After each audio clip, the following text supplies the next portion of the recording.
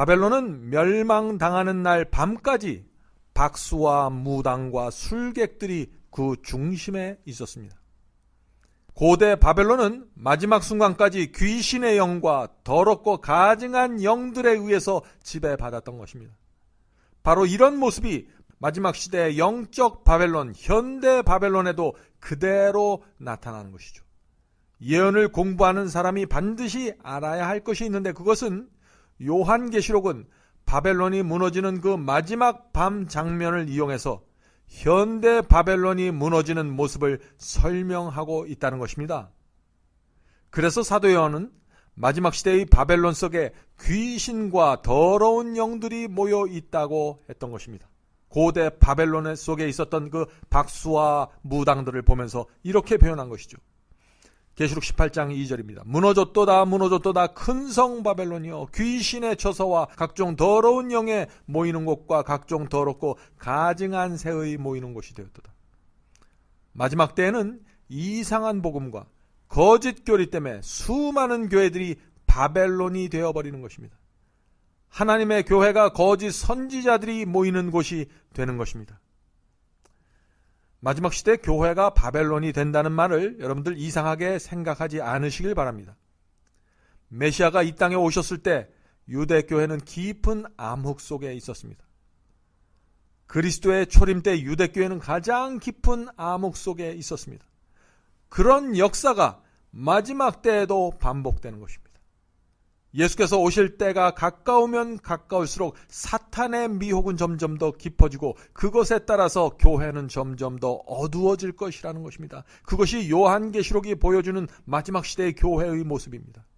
교회도 있고 성경도 있지만 마지막 시대를 위한 말씀과 예언을 전할 종들은 정말 찾기 어려운 시대가 마지막 시대가 되는 것입니다. 사도 요한은 계시를 통해서 본 그 마지막 시대의 교회의 모습을 고대 바벨론이 멸망당하는 그 장면을 이용해서 설명하는 것입니다. 그래서 예수께서도 재림의 징조장, 마태복음 24장이죠. 이 마태복음 24장에서 6번이나 반복해서 사람의 미혹을 조심하라고 경고하셨던 것입니다. 예수께서 가장 강조하신 재림의 징조가 무엇입니까? 그것은 지진과 전쟁과 홍수가 아닙니다. 가장 강조하신 것은 사람의 미혹을 조심하라는 경고였습니다. 사람의 미혹을 조심하라는 말씀이 무슨 뜻일까요? 교회 안에 있는 거짓 선지자를 조심하라는 뜻입니다.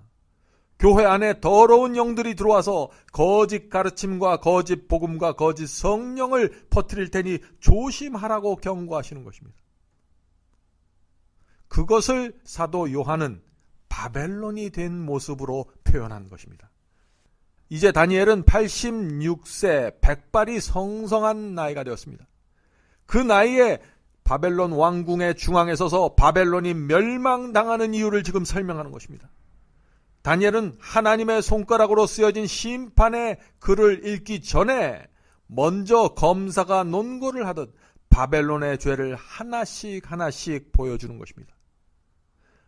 다니엘은 바벨론의 죄로 무엇을 지적할까요? 여기서 다니엘이 지목하는 그 바벨론의 죄가 마지막 시대의 바벨론에서도 현대 기독교회 안에서도 그대로 반복되고 있는 것입니다. 중요한 얘기입니다. 요한계시록에는 하나님께서 마지막 시대에 종들을 보내주셔서 바벨론의 죄를 지적하고 무너뜨리게 될 것이라는 예언이 기록되어 있습니다. 저는 이번 예언 학교를 통하여 그런 종들이 나오게 되기를 간절히 바라는 것입니다. 자, 바벨론의 죄를 지적하는 다니엘의 증언을 보겠습니다. 다니엘서 5장 22절입니다. 벨사살이여, 왕은 그의 아들이 되어서 이것을 다 알고도 오히려 마음을 낮추지 아니하고. 바벨론의 죄는 다 알았던 것입니다. 다 알고도 진리를 거절한 것입니다. 벨사살 왕은 느부갓네살의 자손입니다. 그는 하나님께서 느부갓네살 왕을 다루신 역사를 알았습니다. 그는 자기 할아버지의 신앙, 느부갓네살의 신앙이 어떤 것인지 알았습니다. 그는 다니엘과 세 친구들이 믿는 하나님을 알았습니다. 모든 것을 알았습니다. 벨사살 왕도 마찬가지입니다.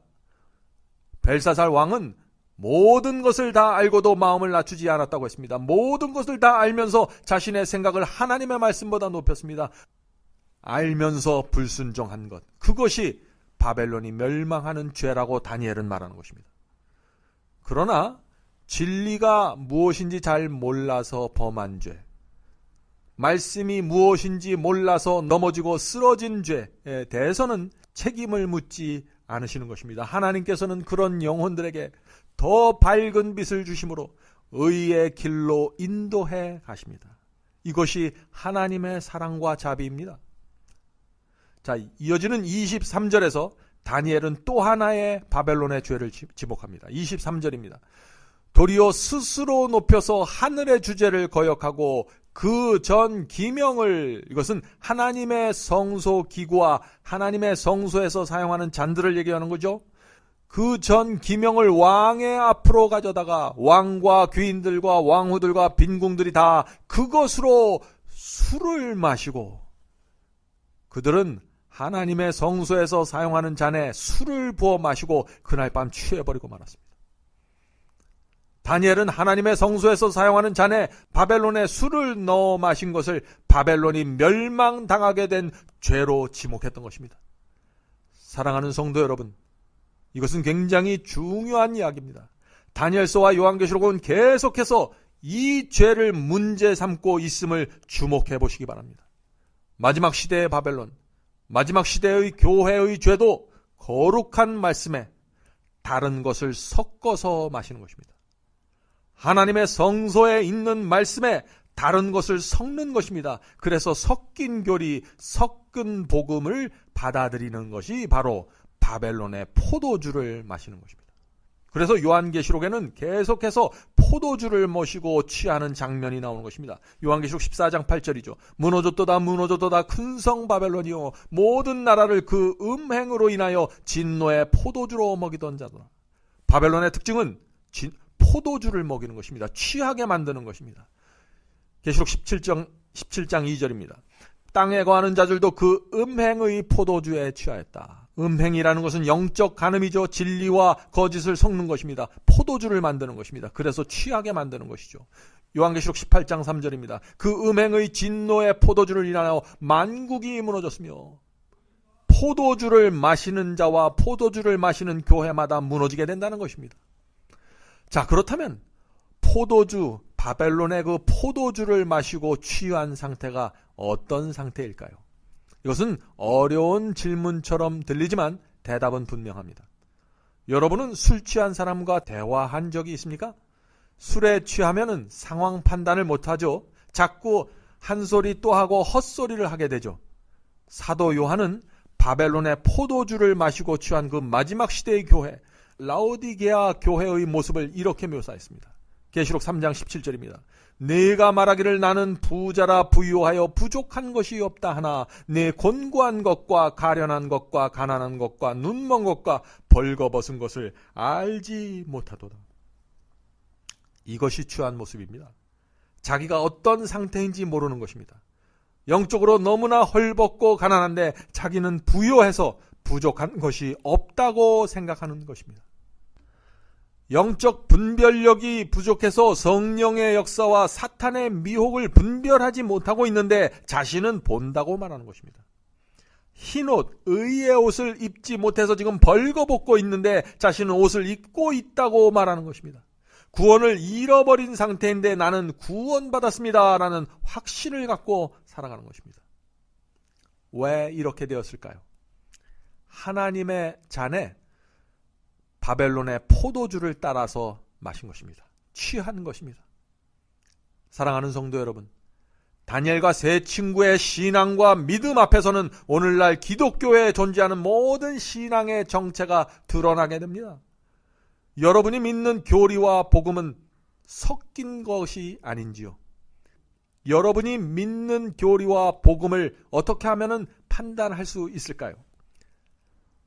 만약 여러분이 하나님의 계명을 지키기 위해서라면 새 히브리 성년처럼 풀무불에도 들어갈 수 있습니다 라고 말한다면, 그렇게 믿는다면 여러분들은 하나님의 말씀 위에 서 있는 것입니다.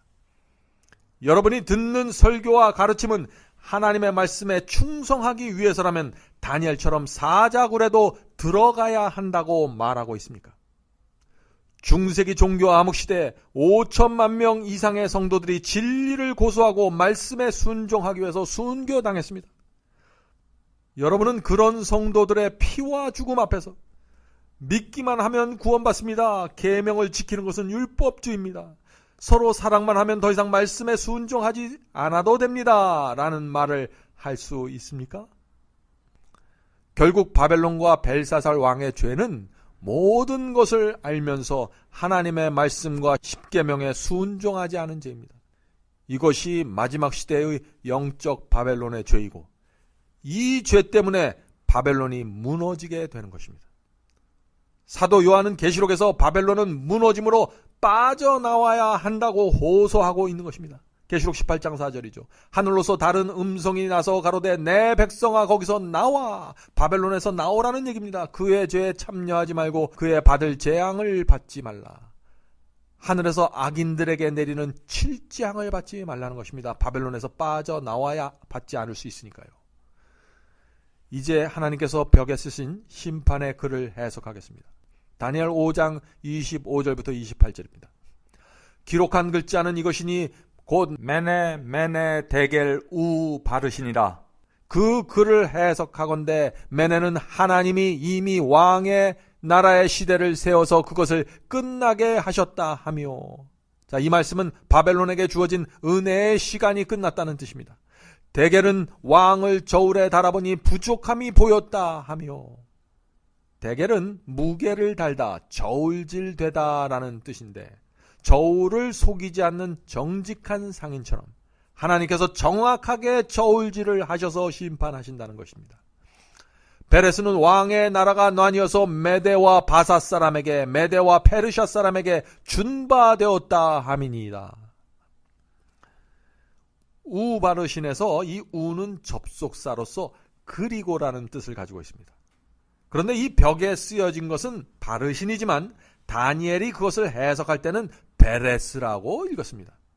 왜냐하면 바르신은 베레스의 복수용어인데요, 조각들이라는 뜻입니다. 그런데 이 경우에는 조각들이라는 뜻 대신에 페르시아 사람들이라는 뜻으로 해석할 수 있는 것입니다. 그래서 다니엘이 왕의 나라가 메대와 페르시아 사람에게 준바되었다라고 해석했던 것입니다. 자, 메네 데겔 우바르신은 고대 바벨론에게만 적용되는 심판의 원칙이 아닙니다. 오늘날 우리도 메네 데겔 우바르신에 의해서 심판받고 있는 것입니다. 다시 말해서 하나님께서는 우리에게도 정해져 있는 은혜의 시간을 주신 것입니다. 그 시간 동안 저울에 달려서 부족함 여부를 측정받게 되는 것입니다. 그리고 부족함이 드러나면 고대 바벨론이 멸망당했던 것처럼 그 길을 걷게 되는 것입니다. 그러므로 바벨론의 죄가 무엇인지 정확하게 이해해야 하는 것입니다. 자, 글자의 뜻이 해석되는 순간 하나님께서는 바벨론 성 밖에서 대기 중이던 메데페르시아의 연합군에게 바벨론의 운명을 넘겼습니다. 성 밖에 메데페르시아의 군대가 진을 치고 있음에도 불구하고 바벨론 왕족들이 잔치를 벌일 수 있었던 이유는 바벨론 성이 난공불락의 요새였기 때문에 믿고서 마음 푹 놓고 있었던 것이죠. 누구도 큰 성 바벨론을 무너뜨릴 수 없다고 생각한 것입니다. 그러나 메데페르시아의 연합군은 기가 막힌 전략을 세웠습니다. 그들은 바벨론 성의 젖줄기인 유브라데스 강을 주목했습니다. 그래서 바벨론 성의 수문을 통과하는 유브라데스 강을 상류 쪽에서 옆으로 빼돌렸습니다. 자, 강줄기를 옆으로 빼돌리니까 어떻게 되었을까요? 얼마 안 가서 강바닥이 드러나게 되었습니다. 그때 고레스 왕이 지휘하는 메데페르시아 군대가 유브라데스 강 바닥을 걸어서 바벨론 성의 수문을 통과해서 들어갔습니다. 순식간에 바벨론을 무너뜨리게 되었습니다. 그날 밤 잔치를 벌이던 바벨론 왕과 왕족들은 모두 살육되었습니다. 이 장면은 매우 중요한 장면입니다. 왜냐하면 사도 요한이 바로 이 장면을 이용해서 세상 끝에 있을 아마겟돈 전쟁을 설명하기 때문에 그렇습니다. 자, 계속해서 고대 바벨론과 요한계시록에 나오는 마지막 시대의 바벨론이 계속 연결되죠. 아마겟돈 전쟁이라고 불리우지만 아마겟돈 전쟁은요, 짐승의 표를 받은 악인들에게 내리는 그 7재앙이 있는데 그 7재앙 중에서 6째 재앙으로 이 아마겟돈 전쟁이 나오는 것입니다. 자, 그 말씀을 읽어보죠. 요한계시록 16장 12절입니다. 또 6째가, 이 천사가 6째 재앙을 내리는 장면입니다. 또 6째가 그 대접을 큰 강 유브라데 쏟음에 강물이 말라서, 자, 6째 재앙이 무엇인가요? 유브라데스 강물이 마르는 것입니다. 동방에서 오는 왕들의 길이 예비되더라. 바벨론의 동쪽에서 온 고레스 왕이 하나님의 백성 유대인들을 해방시켰던 것처럼 마지막 때에도 동방에서 온 왕들이 하나님의 성도들을 마지막 순간에 구원하는 것입니다. 고대 바벨론이 유브라데스 강물이 마르면서 멸망했던 것처럼 마지막 시대 바벨론도 유브라데스 강물이 마르면서 망하게 된다는 것입니다. 유브라데스 강물이 마르는 것은 무엇이고 동방에서 오는 왕들은 누구일까요? 참 흥미있는 질문이죠. 이 예언에 대한 자세한 설명은 우리가 요한계시록에 가서 하도록 하겠습니다. 분명한 사실은 사도 요한은 고대 바벨론이 멸망당하는 상황을 이용해서 마지막 시대의 바벨론이 무너지는 것을 계속해서 설명하고 있다는 사실입니다. 제가 이 사실을 여러분께 계속 강조하는 것입니다. 30절 31절입니다. 그날 밤에 갈대아 왕 벨사살이 죽임을 당하였고 메대 사람 다리오가 나라를 얻었는데 그때 다리오는 62세였더라. 자, 메대와 페르시아의 연합군이 바벨론 성을 함락시켰습니다. 그런데 그 전쟁의 주역은 페르시아의 고레스 왕이었습니다. 다리오는요, 사람의 이름이 아니라 페르시아 제국의 왕의 직함입니다. 왕의 보좌명입니다. 성경에는 왕의 이름 대신 보좌명을 사용하는 경우가 있죠. 예를 들어서 애굽 왕도 바로라고 하는데 그것이 사람의 이름이 아니라 보좌명입니다. 왕의 직함입니다. 자, 이제 다니엘 6장으로 넘어가겠습니다. 다니엘 6장을 마치면 본격적으로 다니엘서의 중심 예언으로 들어가게 됩니다. 우리는 다니엘서 7장에서 2600년 전부터 하나님께서 예언해 오신 적그리스도를 보게 될 것입니다. 기대하시기 바랍니다. 다니엘서 6장의 중심 사건은 나이가 많이 든 다니엘이 사자굴에 던져졌다가 극적으로 구원받는 사건입니다. 다니엘 6장에서 다니엘의 나이는 86세입니다. 18살에 바벨론의 포로로 끌려왔을 때부터 86세의 노인이 될 때까지 흔들림 없이 좁은 길을 걸어간 다니엘은 하나님의 신실한 종이었습니다. 그의 신앙과 정직은 바벨론의 적국인 메데 페르시아에서도 존경의 대상이 되었습니다. 그래서 바벨론의 왕과 모든 고위 관리들이 죽임을 당했지만 이 다니엘은 다시 총리로 임명되는 놀라운 일이 생깁니다. 메데의 왕 다리오 밑에 총리가 3명이 있었는데 왕이 그 패전국인 바벨론에서 총리를 지내던 다니엘을 수석 총리로 임명하는 것입니다. 그러니 그 왕 밑에서 잔뼈가 굵고 오랫동안 헌신해온 신하들의 마음이 어떻겠습니까? 그들의 시기와 질투가 하늘을 찔렀던 것입니다. 그래서 다니엘의 허물과 부정부패를 그들이 찾아내려고 애를 썼지만 찾을 수가 없었죠. 마음속에 시기와 질투를 품으면 그런 사람은요, 사탄에게 최고의 먹잇감이 되는 것입니다. 사탄은 그들을 이용해서, 그 시기에 불탄 그들을 이용해서 다시 다니엘을 죽이는 공격을 시작하게 되는 것입니다. 자, 이번에는 하나님께서 어떻게 다니엘을 인도해 주시고 보호해 주실까요? 자, 먼저 사탄의 계략을 보겠습니다. 다니엘서 6장 5절 6절입니다. 그 사람들이 가로되, 이 질투에 불타는 사람들이죠. 이 다니엘은 그 하나님의 율법에 대하여 그 틈을 얻지 못하면 그를 고소할 수 없으리라 하고, 나라의 모든 총리와 수령과 방백과 모사와 관원이 의논하고, 자, 그들은 다니엘에 대해서 정확히 파악하고 있었습니다. 그들은 다니엘이 하나님의 율법, 하나님의 계명에는 목숨을 걸고 충성하는 믿음을 갖고 있다는 사실을 알았습니다. 그래서 이 율법과 관련시켜서 어떤 모략을, 어떤 계획을 꾸며내야 한다라는 사실을 지금 알았던 것이죠. 자, 그들이 어떤 계략을 꾸밀까요? 7절입니다. 왕에게 한 율법을 세우며 한 금령을 정하실 것을 구하려 하였는데 왕이여 그것은 곧 이제부터 30일 동안에 누구든지 왕 외에 다른 신에게나 사람에게 무엇을 구하면 사자굴에 던져 넣기로 한 것이니이다. 그들은 알았습니다. 다니엘이 어떤 상황에서도 여호와를 경외하는 사람이라는 것을 말이죠. 그래서 앞으로 30일 동안은 다리오 외에 어떤 신에게도 기도하지 못한다는 그 금령을 국가의 법으로 정하고 그 법을 어기는 사람은 사자굴에 던진다는 그 법안을 만들어서 왕에게 올렸던 것입니다. 자, 이 법이 통과되면 어떻게 되나요? 다니엘은 기도를 중단하든지 아니면 사자굴에 들어가든지 결정해야 하는 것입니다. 지금 덫에 걸린 것입니다. 그런데 이 페르시아의 왕이 법안에 도장을 찍을까요? 8절 9절 읽겠습니다. 그런즉 왕이여 원컨대 금령을 세우시고 그 조서에 어인을 찍어서 메대와 바사의 변개치 아니하는 규례를 따라 그것을 다시 고치지 못하게 하옵소서 하매 이에 다리오 왕이 조서에 어인을 찍어 금령을 내니라. 자, 페르시아의 다리오는 법안에 도장을 찍었습니다. 이 페르시아의 법은요, 한번 왕이 도장을 찍으면 그것은 다시는 고칠 수 없는 무지막지한 법입니다. 자, 금신상에서도 십계명 때문에 풀무불에 들어갔는데 이번에도 십계명이 또 전쟁의 중심이 되는 것입니다. 첫 번째 계명, 나 하나님 외에 다른 신을 섬기지 말라 하는 그 계명, 두 번째 계명, 다른 우상을 섬기지 마라 하는 그 계명에 또다시 걸려든 것입니다. 사랑하는 성도 여러분, 사탄의 공격은 금신상을 세워놓고 풀무불로 협박을 하면서 너희들이 이래도 하나님의 계명을 지킬래? 이래도 하나님께 충성할 것인가? 라는 도전입니다. 다니엘서 6장의 사자굴에서도 동일한 전략이 반복됩니다.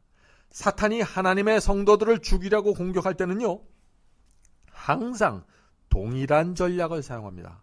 이것은 중요합니다. 그래서 사도 요한은 다니엘 3장의 금신상 사건을 이용해서 마지막 때 짐승의 표 환란을 설명했던 것입니다. 고대 바벨론에서 느부갓네살의 금신상을 세워놓고 하나님의 백성을 죽이려고 했던 그 사탄이 마지막 때에는 짐승의 우상을 세워놓고 성도들을 공격하고 죽이려고 하는 것입니다. 그래서 요한계시록 13장에 나오는 표현들이 계속 우상에 대한 얘기가 나오는 것입니다. 계시록 13장 14절 15절입니다. 짐승의 표 환란에 대한 말씀입니다. 짐승을 위하여 우상을 만들라 하더라. 또 짐승의 우상에게 경배하지 아니하는 자는 몇 시든지 다 죽이게 하더라. 바로 이 느부갓네살이 했던 그런 말씀들이 여기 나오죠. 사랑하는 성도 여러분, 이제 사탄이 공격하는 그 패턴이 보이십니까? 하나님의 계명을 범하지 않으면 죽음을 선택해야만 하는 그런 전략이 사탄의 전략입니다. 이것은 성경 예언을 연구하는 데 있어서 굉장히 중요한 개념입니다. 이런 사탄의 전략 때문에 중세기 종교 암흑시대에 5천만 명의 성도들이 덫에 걸려서 순교하게 된 것입니다.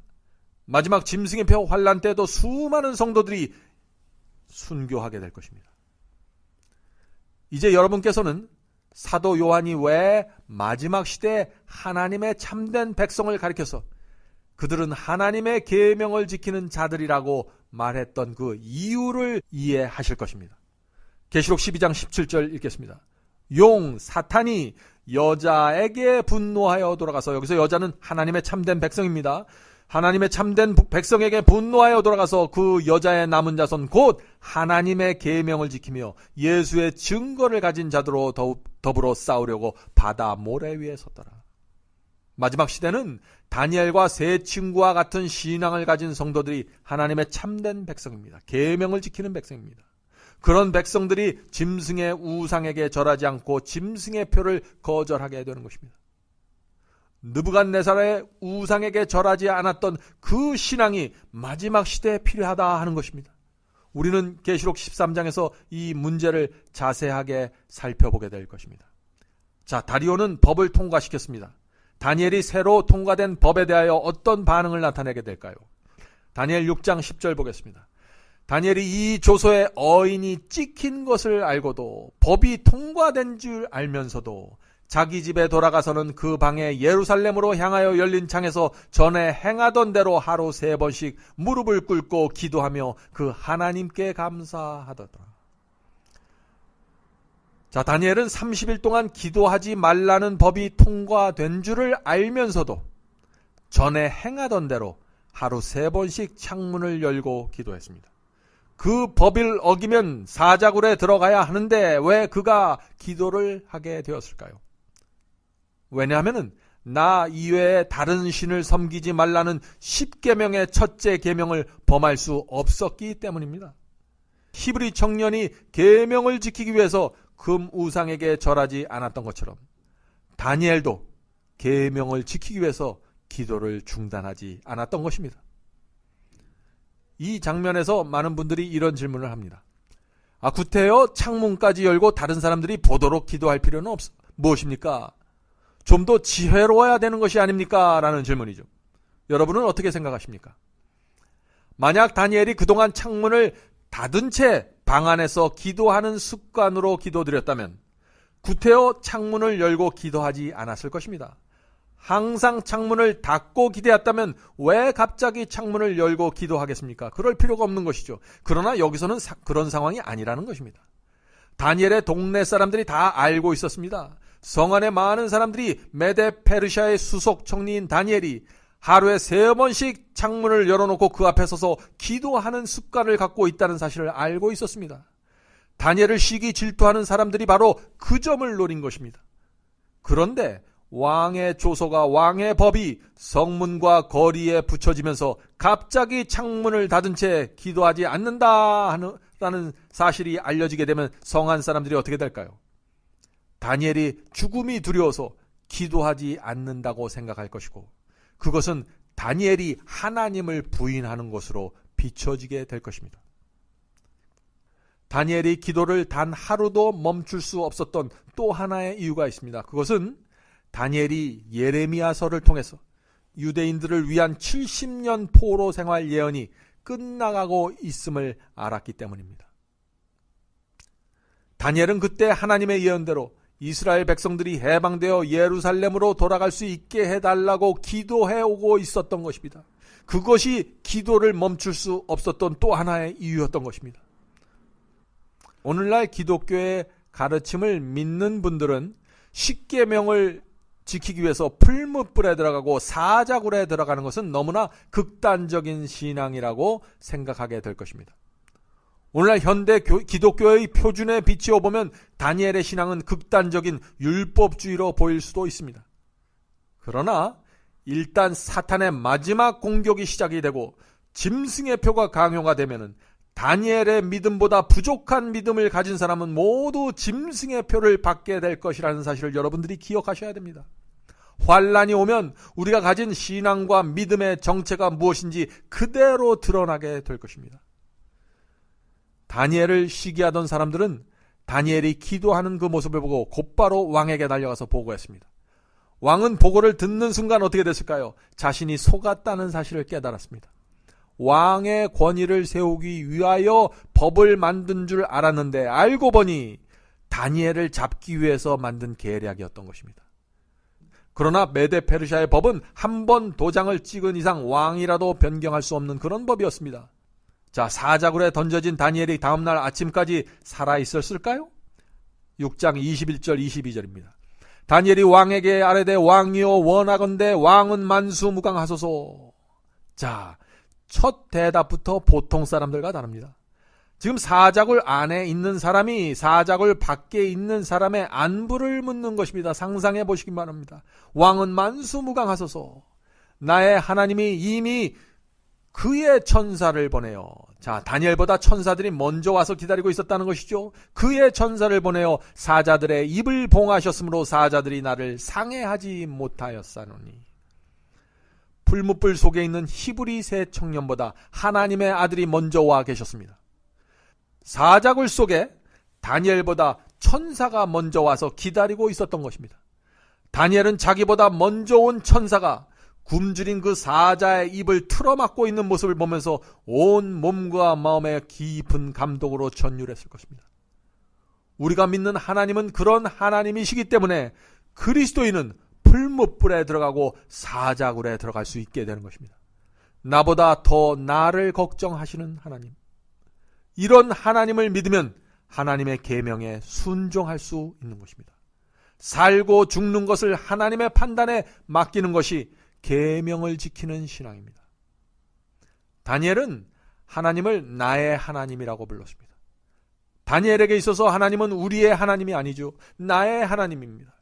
다니엘의 믿음은 내가 환난 속에 들어갈 때 나의 하나님께서도 함께 하신다는 믿음이었습니다.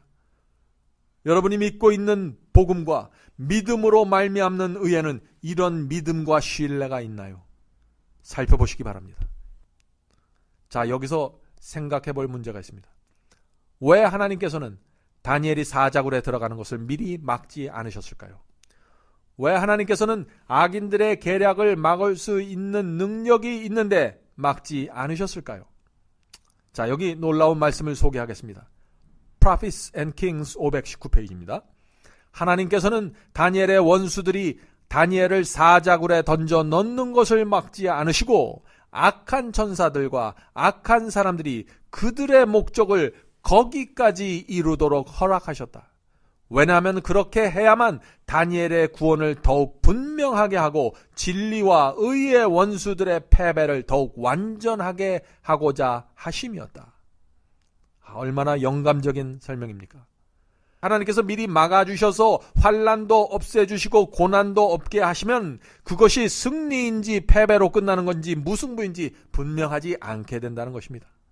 다니엘이 사자굴까지 들어가야만 그 과정 속에서 악인들의 동기와 성품과 계획과 죄가 모두 드러나게 된다는 것입니다. 또 악인들을 주위에서 충동질했던 사탄의 악함이 드러나게 된다는 것입니다. 사랑하는 성도 여러분, 지금은 전쟁 중입니다. 사탄의 악과 하나님의 선이 분명하게 드러나야만 하나님께 영광과 승리가 돌아가게 되는 것입니다. 다니엘이 하나님을 믿었지만 하나님께서는 다니엘이 사자굴까지 순종하고 따라올 것을 또한 믿었습니다. 그런데 만약 다니엘이 믿음을 잃어버리고 다른 신에게 기도하지 말라는 그 법에 굴복해서 하나님께 기도하지 않았다면 어떻게 되었을까요? 다니엘이 사자굴에 들어가지 않으려고 창문을 닫고 기도하지 않았다면 어떻게 되었을까요? 하늘에 계신 하나님의 명예가 천사들과 사탄 앞에서 크게 실추되었을 것입니다. 하나님께서 가장 아끼시는 다니엘마저 하나님의 계명을 버렸다는 그 사탄이 고소가 온 세상을 울려 퍼지게 될 것입니다. 사자굴 사건에서 다니엘을 놓고서 하나님과 사탄 사이에 큰 전쟁이 벌어졌던 것입니다. 우리가 고난과 환난 가운데 들어갈 때도 여러분과 저를 놓고서 그런 전쟁이 벌어지는 것입니다. 우리가 어떤 선택을 해야 되고 어떤 결정을 하면서 하나님의 말씀을 대해야 할까요?